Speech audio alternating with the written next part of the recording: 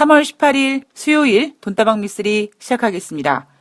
3월 17일 방송은 오직 유튜브에서만 보실 수가 있으십니다. 팟빵이나 오디오 클립에서 돈다방 미쓰리 방송을 기다려주신 분들은 도대체 무슨 일이 있나라고 걱정하셨을 텐데, 그 이야기를 좀 해드리면, 3월 16일 월요일 날, 정상적으로 녹음을 했어요. 녹화도 했어요. 근데 제가 너무 좀 심한 길치에다가 기계치인 상태에서 김프로와 같이 이제 방송을 하기 위해서 스튜디오를 가는데 길 자체가 홍대에 스튜디오가 있는데 이렇게 큰 길에 있는 게 아니라 이렇게 골목골목 뒤로 이렇게 가가지고 제가 내비게이션에다가 이제 주소를 찍고 이렇게 걸어가도 워낙 길치니까 헤맵니다. 거기에다가 이제 김프로도 좀 눈도 좀 안 좋고 그리고 몸도 좀 안 좋은 상태여서 김프로도 또 케어해야 되고 또 저는 행운이도 있고 또 방송 장비 이런 것도 좀 이렇게 가지고 가다 보니까 너무 힘든 거예요. 그리고 그 스튜디오 녹음한 곳이 3층에 있는데 엘리베이터가 없이 그냥 오직 건강한 두 발로 걸어 올라가야 되고 스튜디오 가자마자 숨 좀 돌리자 해서 물도 마시고 뭐 세팅도 하고 그다음에 김프로 이렇게 메이크업도 좀 잡아주고 뭐 그런 그 이제 우여곡절 끝에 오디오와 비디오를 같이 이제 녹음을 했습니다. 녹음과 녹화를 했는데 문제가 뭐냐면 이 오디오 녹음 파일을 편집을 못했어요. 편집을 못합니다. 그나마 이 아이폰으로 녹화한 거는 제가 이제 아예 그냥 1부, 2부, 3부로 이렇게 끊어서 가다 보니까 이거는 그냥 바로 올릴 수가 있으니까 결국 고민하다가 그래 오디오는 포기하자. 유튜브에만 올리자 라고 생각을 했는데 이제 3월 17일 날 문제가 뭐냐면 이 아이폰에 있는 동영상을 유튜브로 올릴 수 있는 방법을 모르는 거예요. 그래서 3월 17일 하루 종일 이 아이폰에 있는 동영상을 어떻게 올리나 이게 저는 이제 아이튠즈를 사용하지는 않는데 하여튼 이상하게 옛날에는 됐는데 지금은 안 되고 하여튼 뭔가 하여튼 문제가 있었어요. 왠지 모르겠어요. 그래서 야 진짜 3월 16일 날 헛고생했구나. 이거 안 되겠구나라고 포기하려는 순간 가만히 생각해 봤더니 그래도 아이폰인데 아이폰에서 한번 바로 유튜브로 동영상을 올릴 수 있는 방법은 없을까? 그래 하다 보니까 그동안 오전 내내 했던 그 헛짓거리들이 민망할 정도로 너무나 쉽게 유튜브 방송으로 방송을 올릴 수 있었습니다. 제가 방송을 올리고 이제 여러분들의 반응을 보면서 살짝 이렇게 뭔가 가슴이 뭉클했어요. 뭐 물론 미쓰리는 뭐 이미 여러분들께 저는 뭐 얼굴로 방송하는 사람이 아닙니다. 그리고 편집 같은 거 안 합니다.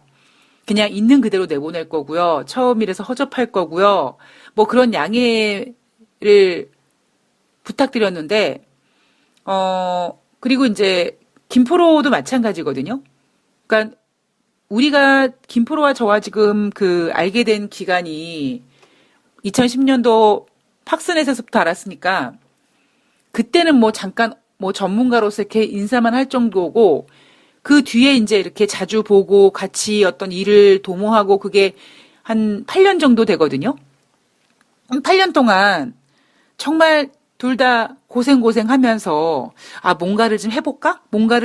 막 그러고 막 해도 안 되는 거예요. 그래서 이번에 이제 녹음을 하면서도 그냥 시작해보는 거에 의의를 두고 우리 욕심을 내려놓고 그냥 한번 해보자. 그랬더니 또 김프로도 그래 누나 그냥 뭐 한번 해보자. 그래서 정말 우리 둘이는 기대하지도 않았고 뭐 이렇게 욕심도 안 내고 그냥 하는 거에 의미를 뒀습니다. 뭐 대신 그래도 내용은 좀 알차게 꾸며보자 그래서 여러분들한테 질문도 받았고요. 뭐 그리고 또 증시 상황인 만큼 좀 되게 중요한 때다 보니까 그 시점에 좀 맞는 질문들을 좀 뽑아서 방송을 진행을 했는데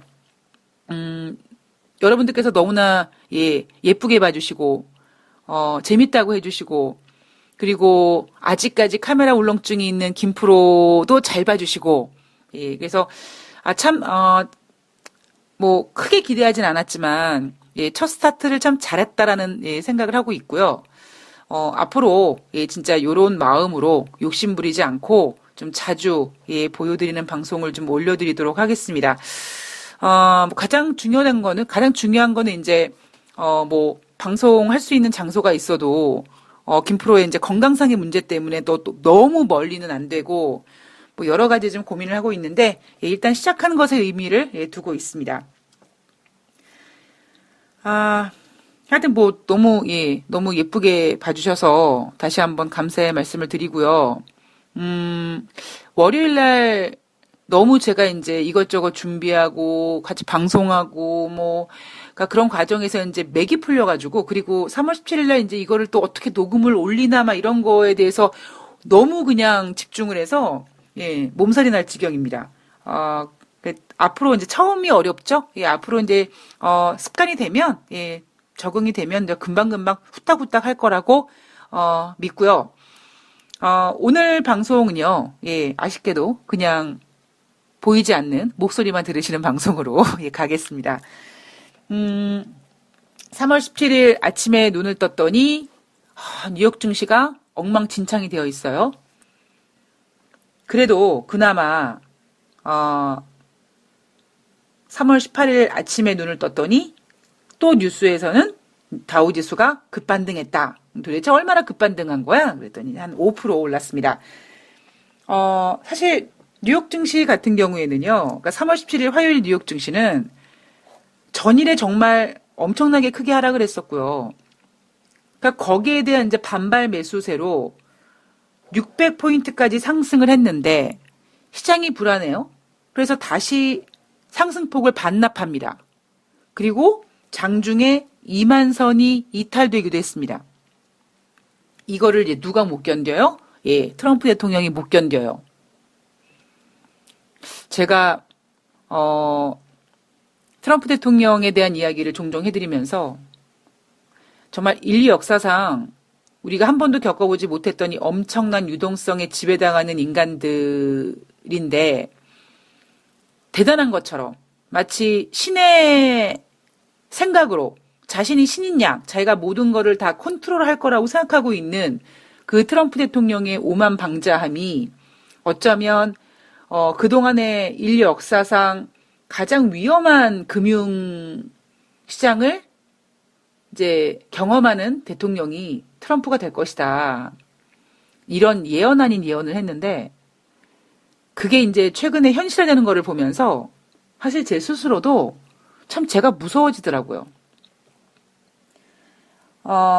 일단 연준은 지난번에 금리를 인하했고 금리를 인하하면서 우리 아직 양적 완화는 생각하지 않고 있어요. 라고 했지만 한 달도 못 가서 또 금리를 1% 인하하고 이제는 양적 완화까지 하고 그런데 이미요 공식적인 양적 완화는 연준 이번 3월달 금리회의 뭐 바로 직전에 했다라고 하지만 돈다방 미스리에서 그렇게 얘기하잖아요. 이미 연준은요 작년 9월인가요? 10월달부터 레포 운영을 계속 시작하고 있었다니까요. 그러니까 명분이 뭡니까? 뭐 기업들이 법인세를 내서 단기 자금이 필요해서 그래서 이렇게 레포 운영을 하게 된 거야. 확대를 하게 된 거야.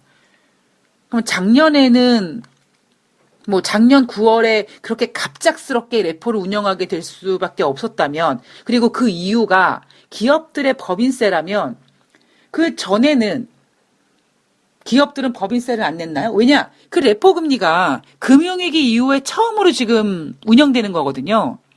그러니까 이미 연준은 공식적으로는 뭐 2020년 금리를 인하하지 않겠다, 동결하겠다, 우리 미국 경제 뭐 강건하다라는 허공에 삽질하는 소리를 해댔지만 이미 작년부터 예, 자금줄이 어디선가 계속 구멍이 나기 시작했어요.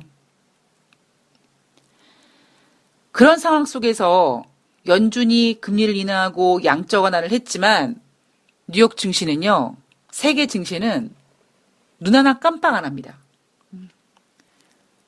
제가 앞서서 지금 있는 걸 모든 걸 다 때려 넣어도 금리를 인하하던 양적 완화를 하던 뭔 짓을 하던 뭐라고요? 다 예, 밑빠진 독에 물 붓기라니까요. 어쩔 수가 없는 상황이에요, 이거는. 자, 트럼프 대통령 예, 요 며칠 동안 이렇게 얼굴을 보면 미간에 주름이 깊게 졌습니다. 예, 잠을 못 주무실 거예요. 일단 연준은 양적 완화와 기준금리 전격 인하 이후에 이제 주가 지수가 2만 선을 이탈하고 제가 앞서 방송에서 지금 미국은 우리가 유럽 어쩌고 저쩌고 하는데 지금 미국이 이제 이탈리아 같이 이제 막 확산돼서 막 공포가 커지는 그런 지경이다. 그래서 제롬 파월 연준 의장도 한낱 인간이기 때문에 그 공포를 견디지 못하고 연준 회의 때보다 먼저 금리 인하를 진행한 겁니다. 금리 인하 진행하고 양적 완화 또 시도했지만 그거 가지고 안 돼요. 기업 어음 시장이 상당히 압박을 받고 있다. 자, CP 매입 기구를 설치하기로 합니다. 이 얘기는 뭐냐? 금리도 인하하고 돈도 풀었지만 그것도 안 돼? 그럼 결국에는 이렇게 기업에다가 그냥 돈을 손에다 쥐어주는 거라고 보시면 됩니다.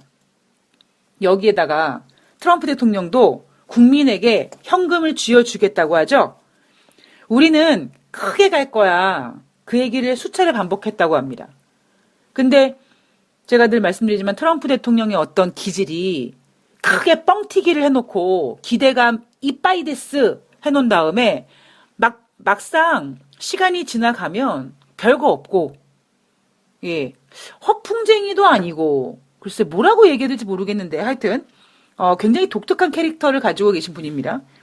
우리는 크게 가겠다. 수차례 반복했습니다. 자, 국민에게 직접 현금을 지급하겠다고 했습니다. 뭐 수표겠죠. 미국인들은 지금 현금이 필요하다. 앞으로 2주 안에 그렇다라고 얘기했고 미국인들에게 현금을 주어준다라는 가정하에 이 부양책의 규모는 최대 1조 2천억 달러 규모의 부양책이라고 합니다. 한화로요. 1241조라고 하죠. 자, 여기에 트럼프 대통령의 꼼수가 있습니다. 자, 그 꼼수가 뭐냐면 제가 앞서도 몇 번 말씀드렸듯이 트럼프 대통령이 백악관에 입성해서 2월달 초였나요? 예, 2, 3주 안에 어마어마한 역사적인 경이로운 감세 정책을 하겠다. 그래서 계속 주식시장에다가 2, 3주라는 시간을 걸어두고 기대감을 계속 부풀렸습니다. 그런데 2, 3주 안에 부양책 나오지 않았어요. 미국이 그때 트럼프 대통령이 백악관에 들어가자마자 얼마나 블랙 코미디를 했냐면 하다 그래 트럼프 대통령이 감세 정책을 2월 28일 날 의회에 가서 발표하려나 보다. 그런 기대감을 가지고 있었는데 트럼프 대통령은 2월 28일에도 감세 정책을 발표하지 않았어요. 그런데 그날 증시는 올라갑니다. 왜? 트럼프 대통령이 좀 이상한 짓 할 것 같았는데 의회에서 아이고 미국 대통령답게 이렇게 점전을 떨었네. 그래서 미국 증시가 상승을 했단 말이에요. 그리고는 3월 18일 뭐 예산을 결정하고 그때까지도 그 2, 3주 안에 나오기로 한 어마어마한 역사적인 정책이 안 나왔다고요. 자, 왜 제가 국민에게 현금 지급을 하겠다고 하는 트럼프 대통령 이 말 속에 꼼수가 있다고 얘기하냐면 자, 잘 생각해 보세요. 저는 주식이나 사람의 마음이나 물론 사람의 마음이 변합니다. 변하긴 하지만 그 사람이 가지고 있는 기본적인 기질은요. 쉽게 변하지 않아요. 그리고 그 기질을 잘 분석해 보면 패턴이라는 게 있습니다. 미국인들은 지금 현금이 필요하다. 앞으로 2주 안에 그렇다. 이 얘기는 뭐냐면 미국 정부가 트럼프 대통령 행정부가 미국인들이 현금이 필요하니까 즉 2주 안에 필요하니까 2주 안에 현금을 지급할 거라는 거죠.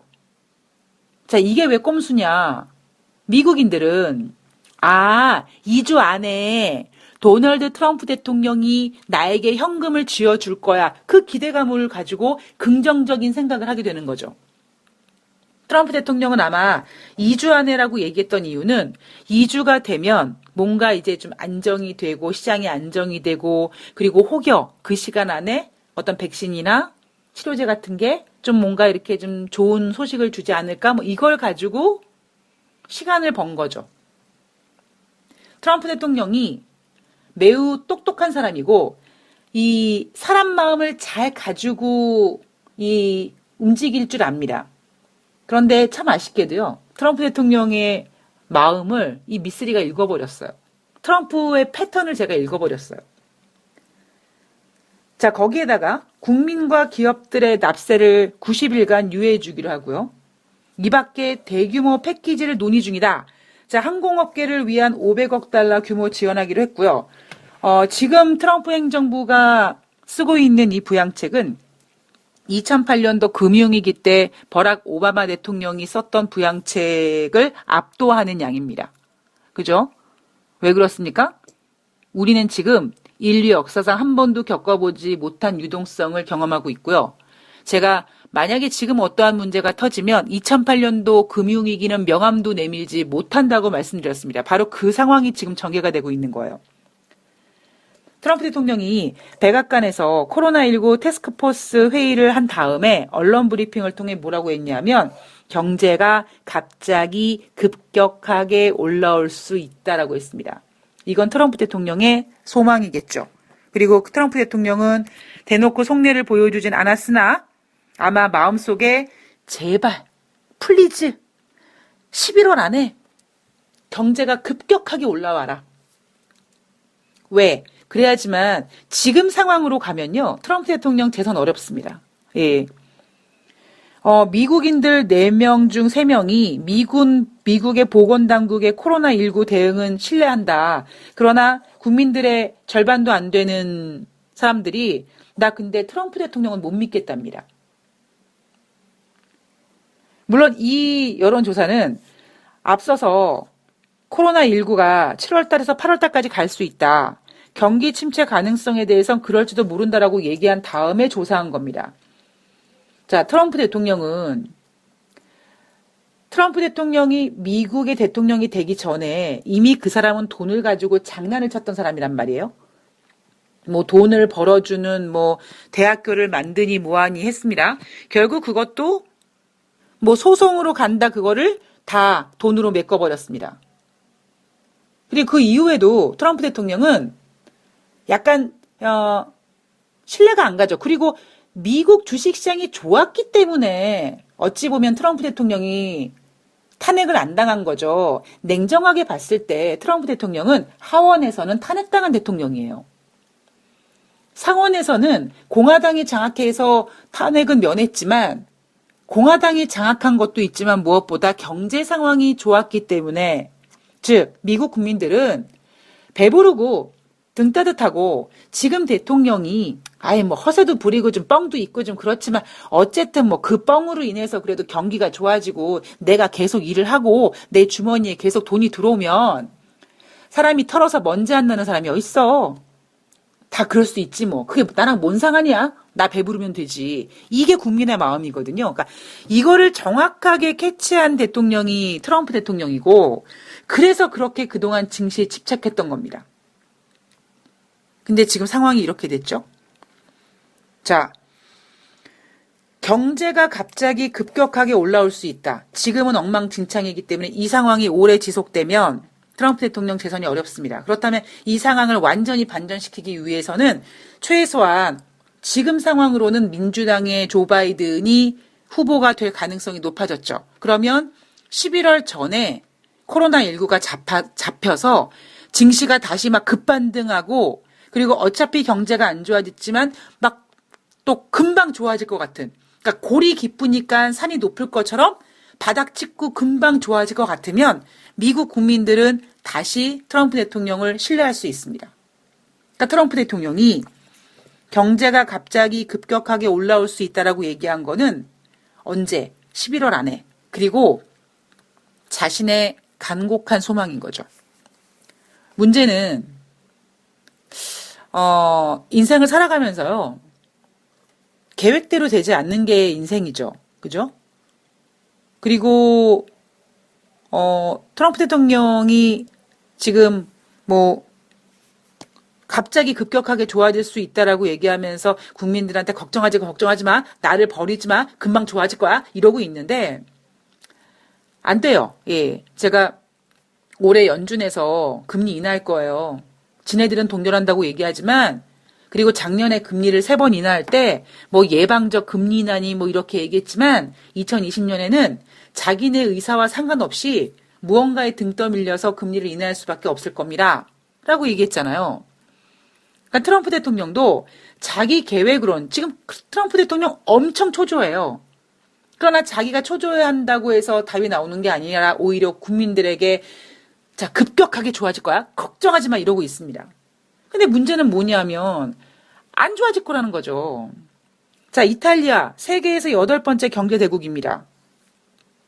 문제는 뭐예요? 경제 대국이긴 한데 8번째 경제 대국이긴 한데 사이즈로는 정부 부채 비율이 유럽연합에서 2위예요. 즉 경제 규모는 크지만 거기에 엄청난 규모가 뭡니까? 빚입니다. 그런데 지금 유럽 중에서도 이탈리아가 엉망진창이에요. 코로나19 때문에. 참 신기하지 않습니까? 꼭 그렇게 돈이 없으면 예? 더 돈 쓸 일이 많아지고 더 걱정 근심도 많아지고 돈이 없으면 그래도 마음이라도 좀 행복해야 되는데 돈이 없으면 왜 그렇게 다 그냥 어려운 일들만 계속 쌓이는지 그죠? 이탈리아 지금 죽어라 하고 있습니다. 자, 이탈리아의 정부에서 10조 원을 투입해서 경제 붕괴를 막겠다라고 했습니다. 이게 어떻게 들립니까, 여러분? 와, 돈을 이제 푸는구나, 좋아지는구나, 이게 들립니까? 안 그래요. 제가 지금 상황이 밑빠진 독에 물 붓기라고 보는 이유는 2008년도는 돈 풀면 그래 효과 있겠지가 됐는데 지금 10년이 지나고 어떤 상황이 벌어졌냐면 돈을 풀겠지. 가만히 있어봐. 돈이 어디 있어서? 그거 나중에 어떻게 갚어? 그거 갚을 능력은 되니? 이 상황이 10년 전과 다른 겁니다. 여기에다가 국제유가가 떨어지니까 또 지난번 국제유가 감산 안 해가지고 개기다가 사우디 열받게 만들었던 러시아는 또 어떻습니까? 세계 3위 산유국 러시아 국제유가 지금 떨어지고 있으면 러시아도 기름을 생산해서 팔아야 되는데 그 기름이 똥값이에요. 헐값이에요. 그럼 어떡합니까? 러시아도 위험한 겁니다. 여기에다가 더 무서운 이야기. 여러분 중국이 너무 조용하지 않습니까?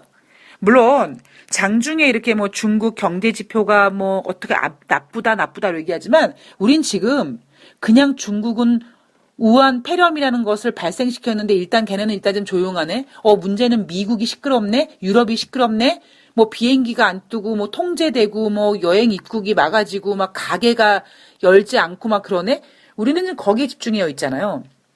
뉴스 보면 뭐 시카고 길이 뭐 한가한다든가 뭐 어떤 그 도시는 뭐 식당이 문을 닫았다든가 공연도 안 하고 뭐 사람들 만나서 술도 마시지 말고 밥도 먹지 말아라 그런다.